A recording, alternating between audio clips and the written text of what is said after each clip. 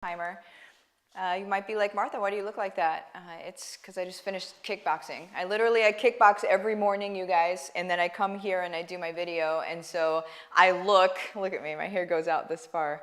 Anyway, so that and having the top down as I drive there and back at the Corvette, like I have the top down, so I look wind blown and happy as can be, and that's because I am. Okay, so anyway, what we're talking about today is something that's very, very serious to people, and it's how to handle not believing in yourself, okay?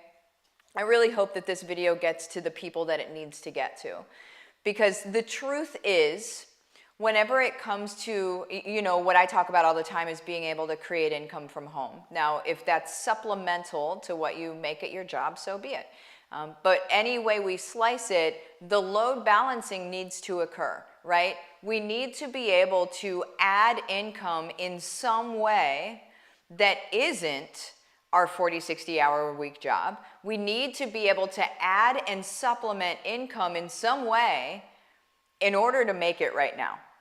Like, that's just the truth, okay? And so whenever I say that to people, I mean, a lot of people are like, yeah, cool, you know, that's great. And then they start working on it and stuff, and they start doing things. And then there's this natural, please understand it's natural, there's a natural thing that happens where your brain starts to go, what are you doing? It may even feel like that, right, guys? What are you doing? Who are you? What is this person doing? You're not this kind of person, right?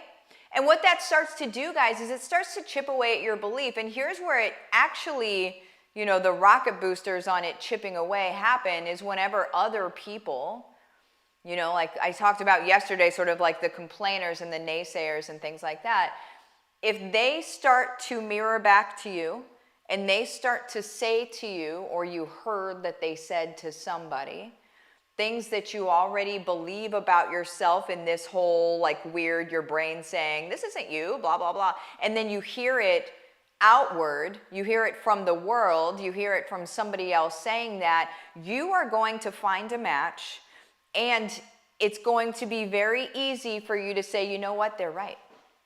They're right, I was thinking the same thing. You don't have to raise your hand if that's ever happened to you, because I know it's everybody. You guys, what do we do in those moments? In reality, what do we do? Well, first of all, let's talk about what those moments really are. Those moments are just your reticular activating system on its flywheel of what your previous image of yourself was. Okay? They were beliefs about yourself that you believed to be true all the way until you just started doing this thing. And so when you see people start doing, we've all seen it and we've done it, where we get really excited and we're like, I'm going to do something, I'm going to do something, I'm going to do something. And then like 2 or 3 days later, you're like, okay, I don't think that I'm this person. And it's because you had a match. Your fear had a match with some sort of outward thing. And your brain started saying, this isn't who you are, this isn't who you are, this isn't what you do, because it wasn't what you did up until right now. And how many years was that? You guys, I'll be 42, yeah, in July, okay? So up until when I started doing this stuff, I was like 30. When I really nipped all of my previous identity, when I cut it loose. I cut 30 years of my previous identity loose. And yes, that was almost 12 years ago. Yes, that's true. Anyway, 30 years I had to cut loose. 30 years of this is who you are. This is how you behave. This is how people see you. This is what people expect of you. Blah, blah, blah. That suit of expectations that I talk about sometimes, guys, it's like a straitjacket is really what it is, because it confines you. But the suit of expectations is what you've been living inside of up until you decide you're going to change something. And when you live inside of other people's expectations, their expectations of you become your expectations of you. And typically, people are not that gracious with their expectations of people. A lot of times, you guys, people will say, well, you can't do that. You shouldn't do that. Be safe. And I'm not saying they're being malicious. I'm saying they're trying to keep you safe. But really, in reality, they are trying to keep you, they're scared because of what would happen to them or what they believe would happen to them if they did what you're about to do. Does that all make sense? Their own fears, this is what called projecting fears. If you've ever heard that said and you're like, what does that mean really? That's what it means.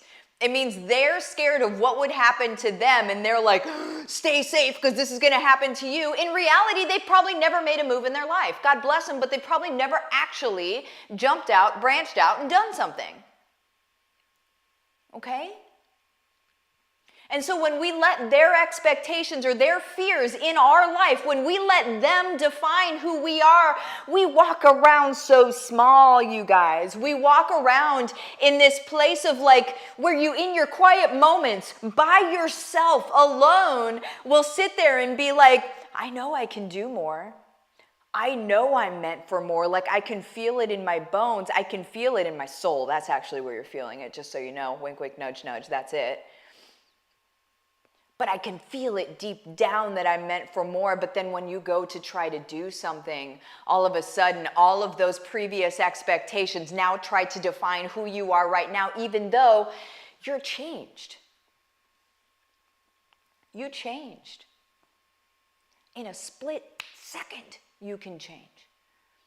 In a split second, you can become the hero. In a split second, you can change your family's trajectory. In a split second, you can change entire generational handcuffs in a split second. And it's when you decide that you're going to do something new. But here's the thing, is you need to keep hold of that belief. And I'm going to tell you right now how we keep hold of that belief, okay? The best way to keep hold of that belief, two ways. One way is to surround yourself with people that also believe the same thing about you. Okay, that's a really good friend circle to have. They believe the vision you see. Okay, very first thing, most important thing. Second thing, you guys, you need to hold that vision of what you're here to do and what that means to the world. And I don't mean the world in a blanketed statement, but I mean your people. So what I would do is, I go through these different exercises of who is your person and how are you going to serve them, all of that. You can YouTube that, you can Google search it, you can join my free group, and the link is in the description of this video. I've got trainings on things all over the place. Like confetti, trainings everywhere, okay? But you guys, what I'm talking about right now is when you know who your person is, how you're going to serve them, what you need to think of is where they are right now without your solution and without you guiding them, and where they are right now without you grabbing their hand and saying, here's how we do this. Because they will stay in that space until you move. That's how this works, guys. It's beautiful. Our lives are so intertwined with each other. We're so woven through the fabric of humanity, guys, but society has made us feel like it's us against the world, and it's not. It never should have been. It's us doing this.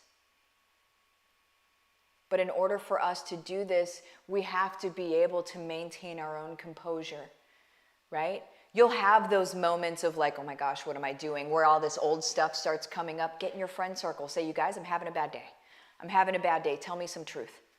Speak some truth to me, right? If you don't have one of those circles, join my free group. Like I said, links in the description of the video. Join the free group. Full of people that will speak life and speak truth over you. That's what you need. I love you. See you later.